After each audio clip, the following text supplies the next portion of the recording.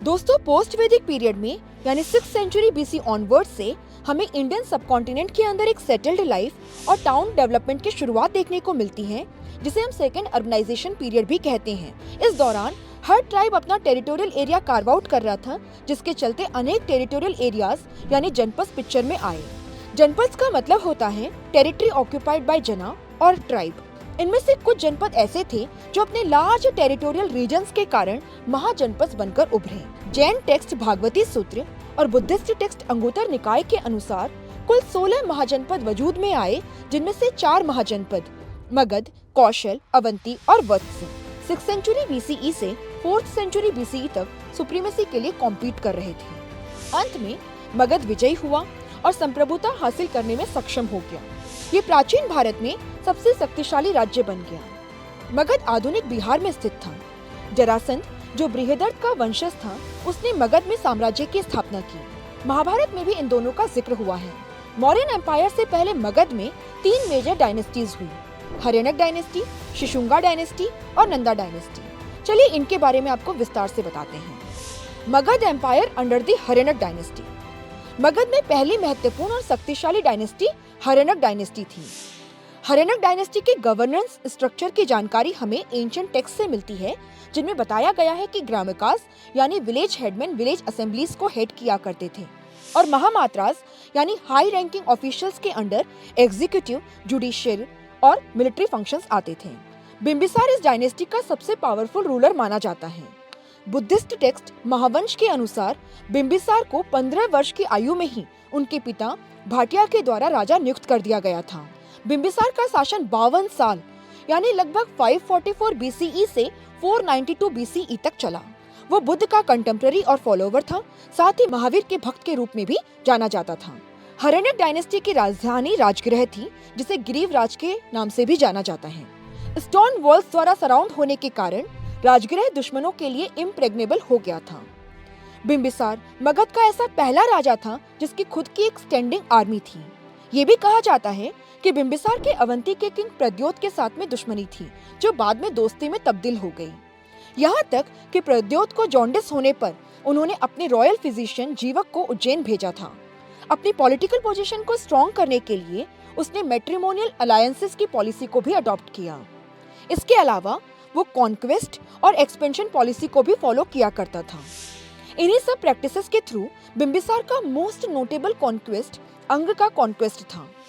बिंबिसार का administrative system भी काफी इफेक्टिव और एक्सीलेंट माना जाता था, जो एग्जीक्यूटिव, मिलिट्री और जुडिशियल पोस्ट में डिवाइडेड था। बिंबिसार के बाद मगध एम्पायर की गद्दी उसके बेटे अजातशत्रु ने संभाली, जो बिंबिसार की तीसरी बीवी चेलन्ना से पैदा हुआ था। इसने भी अपने पिता के समान बुद्धिज्म को रिलीजन के रूप में स्वीकारा।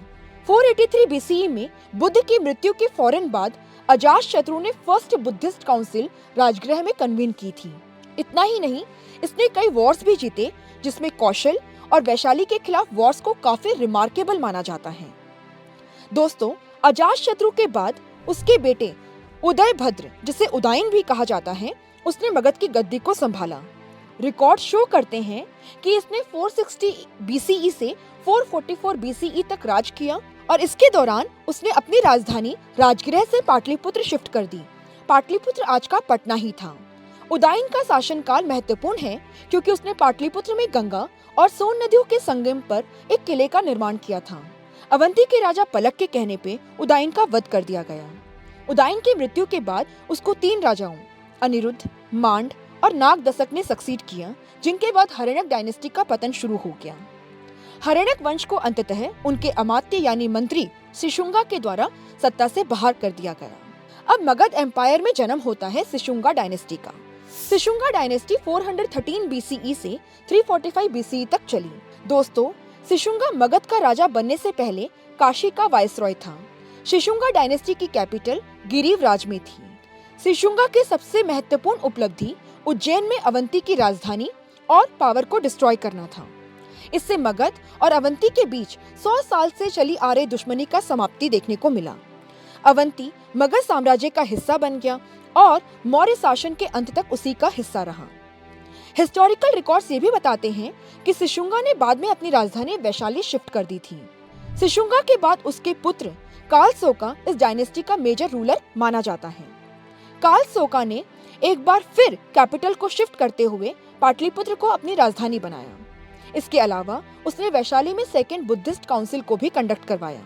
लेकिन काल अशोका एक पैलेस रिवॉल्यूशन में मारा गया, जिसके बाद नंदा डायनेस्टी ने मगध एम्पायर पर रूल करना शुरू किया। दोस्तों, नंदा डायनेस्टी फर्स्ट नॉन क्षत्रिय डायनेस्टी मानी जाती है और ये 345 BCE से 321 BCE तक मगध पर रूल करती है। पहले शासक महापद्म नंदा थे, जिसने काल अशोका के सिंहासन को हड़प लिया था। महापद्म नंदा को भारत का पहला ऐतिहासिक सम्राट भी कहा जाता है। महापद्म काल अशोका के मर्डर के बाद मगध का राजा बना था।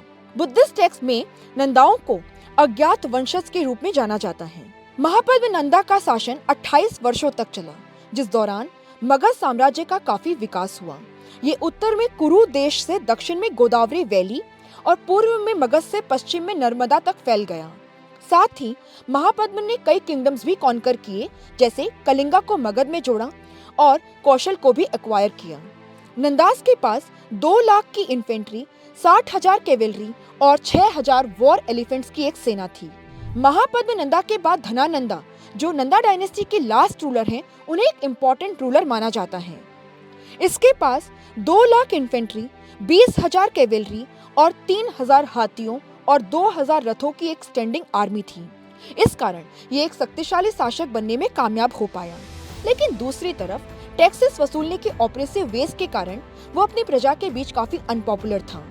साथ ही उसके शूद्र ओरिजिन और एंटी क्षत्रिय पॉलिसीज के कारण बड़ी संख्या में उसके दुश्मन भी बन गए थे।